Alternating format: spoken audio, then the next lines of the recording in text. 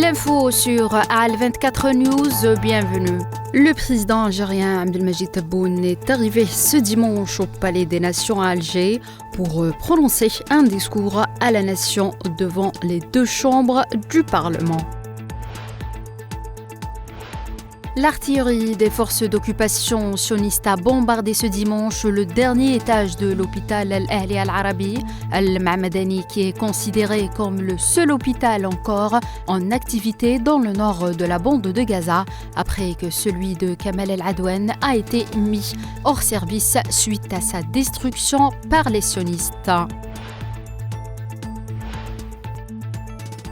Au Liban, une patrouille conjointe de l'armée libanaise et de la force intérimaire des Nations Unies s'est rendue sur le site de l'incursion samedi pour suivre la situation en coordination avec le comité des 5 parties chargé de superviser l'accord de cessez-le-feu, a déclaré l'armée libanaise dans un communiqué relayé par des médias. Les Croates se rendent aux urnes ce dimanche pour élire leur président pour les 5 prochaines années, une fonction essentiellement honorifique dans une course où les candidats des deux plus grands partis sont les principaux prétendants. Le nouveau président de la Géorgie, Mikhail Kavelashvili, a prêté serment ce dimanche pour succéder à la chef de l'État sortante Zalomé Zourabichvili. En rapporté des médias, le nouveau président a été investi lors d'une courte cérémonie au Parlement. Quelques minutes plus tôt, Zourabichvili avait annoncé qu'elle quittait le palais présidentiel.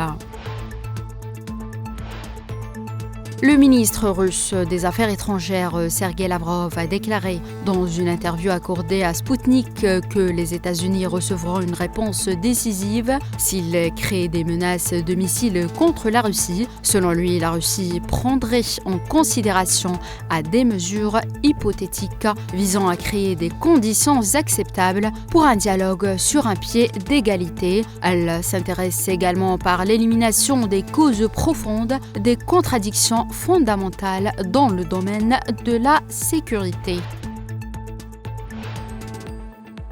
Le président américain élu Donald Trump s'est dit hier favorable, comme Elon Musk, à une catégorie de visas américains destinés à la main-d'œuvre étrangère qualifiée au moment où des dissensions sur le sujet agitent son propre camp.